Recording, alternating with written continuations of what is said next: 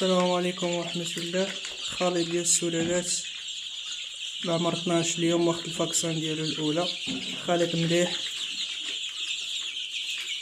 اللهم بارك.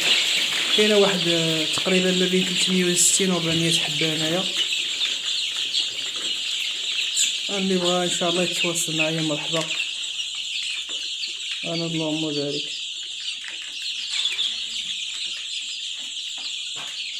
كله بصحة جيدة.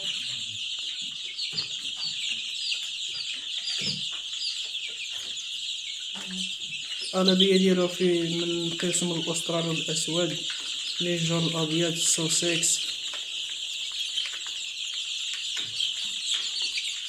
أنا اللهم بارك. يخصها شي حاجة يتواصل معنا مرحبا.